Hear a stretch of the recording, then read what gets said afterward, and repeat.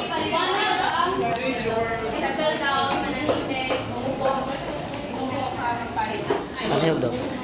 At ipaliwanag ang larawan na inyong natuon. O ano ba, ano kaya ang connection ng mga larawan na ito? Saan ba sino ang representante? Dalawang representante sa ito.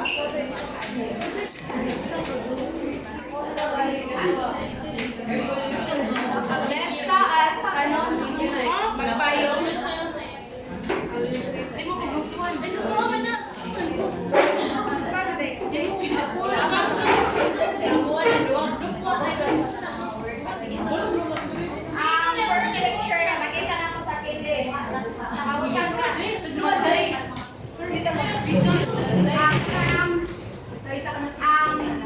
Unang larawan ay nagpapakita ito ng polusyon. So ito ay bunga ng kapabayaan natin sa kalikasan. At ito ang pangalawang larawan ay nagpapakita ng tag-init. So ano siya bunga sa kapabayaan natin sa kalikasan. Maraming salamat, mahusay. Sunod, anong grupo ito? One. Unang pangkat o pangalawang pangkat, sino ang maglalakad ng magpayo? Uy, sino ang hindi magsunod-sunod? Sige, ako na ang larawan ay nagpapakita ng pagsimusik. At ang pangalawang larawan ay ito ang bunga ng pagsimusik.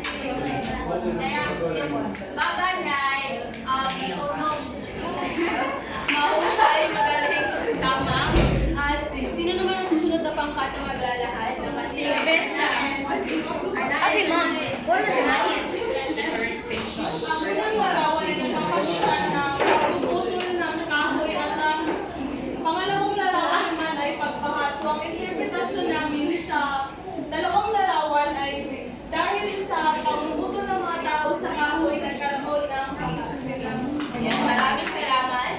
Ang susunod na representante, si Abis. Orokay. Yung nabuo namin larawan.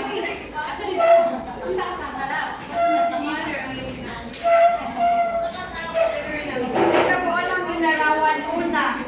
Nagtulong-tulong sila sa pagtanim ng mga puno. Tree planting. Ito na yung pinalabasan. Ito na yung mga puno.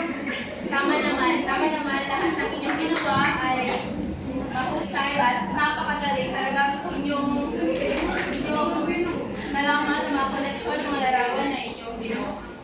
Kayo ba ay meron ng ideya sa aking leksyon na itatalakay ngayon? Ano nga ba? Sanhian at bunga! Tama. Ang aking tatalakay ay sanhi at bunga. Ngunit, ang leksyon o ang topic na talagang aking itatalakay ay mga hudyat sa sanhi at bunga ng mga pangyayari.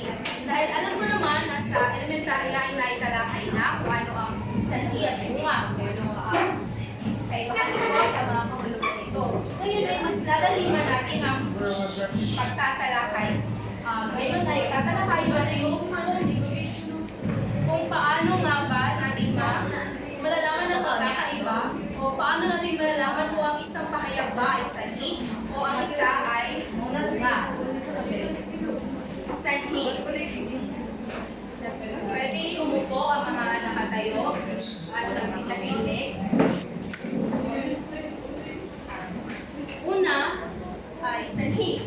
Alam naman natin lahat ang sanhi ay pinagmulan ng isang pangyayari. Ginagamit ang mga pangadhi sa panadwi upang ipahayag ang sanhi o dahilan gaya ng dahil sapagkat mangyari, palibhasa at iba pa. Ang halimbawa nito ay si Nena ay nagtapos na abogasya dahil siya ay nagsumikap. So saan sa aking halimbawa ang hudyat? Uulitin ko. Ang halimbawa ay si Nena ay nakapagtapos ng abogasya dahil siya ay nagsusikap. So saan doon ang aking ginamit na hudyat? Dahil. Magaling. Ang hudyat na aking ginamit ay dahil. Yan ay pangatnig na panalpig. So, saan doon ang sanhi? Nagsumikap mag-aral. Magaling. Ang sanhi sa akin, pinagimbawa ay nagsumika. At ang epekto nito ay si Nenay nakapagtapos sa aming kalisyon. Siya ay nagsumika. Sunod naman ay ang bunga.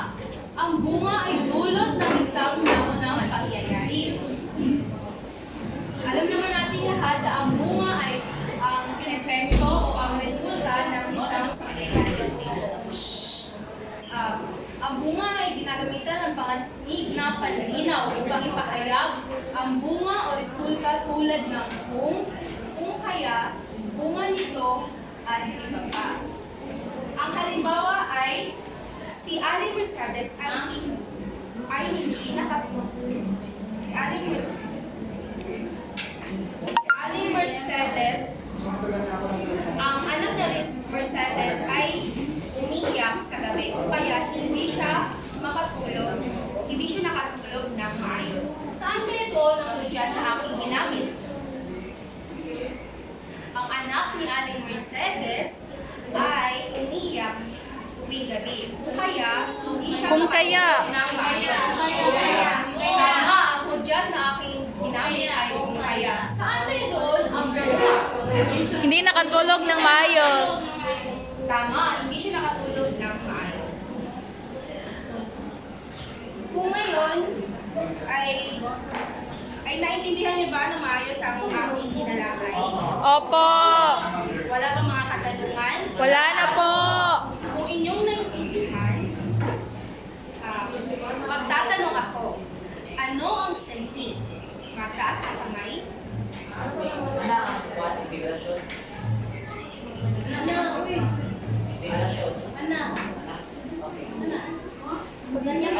Ganyan mo.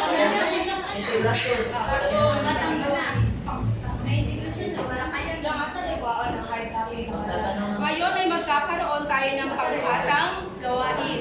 Kung naalala niyo pa ba ang pangkat na ating ginawa kanina? Okay, sa inyong pangkat, sa unang pangkat ay gagawa kayo ng isang jingle. Alam niyo ba kung ano ang jingle? Ano ang jingle? Yes. Gagawa kayo at ang paksa na inyong gagawin ay malnutrition. Inyong ilalahad doon kung ano nga ba sanhi at bunga ng malnutrition. Sa pangalawang pangkat ay ang magiging paksa ninyo ay tungkol sa kahirapan at ito ay inyong irerepresenta sa pamamagitan ng pagtula. Sa ikatlong pangkat naman ay ang inyong magiging paksa ay pagtaas ng presyo ng bilihin.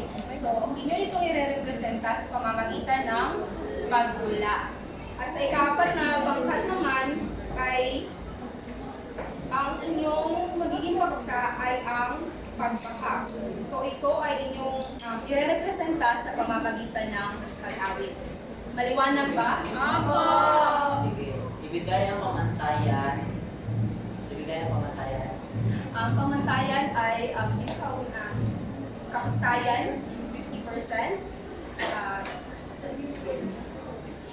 Kooperasyon ay 20%. At ang pagkamalikhain ay 30%. At sa kabuuan nito ay 100%. Pagpalagay na tapos na ang aktibidad, tumumo naman sa paglalakad. Kung inyong naunawaan na ang aking ilalakay, ay magtatanong ako ng ilang mga katanungan. Ano ang sanhi? Magtaas ng kamay? Piyasan? So, pinagmula ng isang pangyayari, nagkakait ang mga pangatnig sa pananhig o kaya ang sanhig na pinagay ng dahil sapagkat mangyari palikasan. Magaling! Ang sunod na katanungan naman ay ano ang bunga? Or nais? Ang bunga ay bunga o resulta ng isang naunang pangyayari. Magaling, offside. At ang huling tanong naman ay ano ang mga hudyat na ginagamit sa pagtukoy ng sanhi at bunga? Sino ang makapagbibigay? Wala na bang ibang kamay? Sige, iyasan. Ito ay ang dahil sa pagkakas. May sanhi. Dahil sa pagkakas. Ito ay asa. Sa bunga naman, ito ay ang kaya bunga nito. Papusay. Ang susunod naman na katanungan ay ano ang mga pangyayari sa inyong buhay na maaaring maging sanhi ng inyong kasalukuyang emosyon? Paano ito nakakaapekto sa inyong pag-aaral at relasyon sa tao? Ulitin ko, ano ang mga pangyayari sa inyong buhay na maaaring maging sanhi ng inyong kasalukuyang emosyon? Paano ito nakakaapekto sa iyong pag-aaral at relasyon sa tao? Sino ang gusto sumagot? May nais? Ay, Tolentine. Meron ka ba? May sasagot. Ginoong Tolentine. Maigakolekta natin ang sanihan ng sa ating buhay sa pamamaraan sa ang ating mga kilos ay may kaumunang kasagutan or ang mga sanhi ng ating ginagawa ay magbubunga mamaya-maya or bukas. So, sa pagkonekta nito sa totoong buhay, kung ano ang iyong ginawa, ay siya rin ang iyong resulta. Maraming salamat, magaling. Meron pa bang gustong sumagot sa aking katanungan? Wala na? Kung ngayon ay tumungo naman tayo sa mga gawain. Unang gawain, pakibasa ng tanuto. Isulat ang titik S kung may sasalukuhin ay tumutukoy sa sanhi at di kung tumutukoy naman ay bunga. Gawain 2. Isulat ang titik T kung ang nakasaad na pahayag ay tama at titik M naman kung ang nakasaad ay mali. Kumuha kayo na sa kapat na papel at doon isulat ang inyong mga sagot. Sige, pagpalagay na tapos na, tungo sa susunod na gawain. Ang takdang aralin ay magbasa ng mga article o balita mula sa dyaryo o manood ng balita sa telebisyon tungkol sa mga kasalukuyang problema ng ating bansa. Ilista ang mga pangungusap na nagsasabi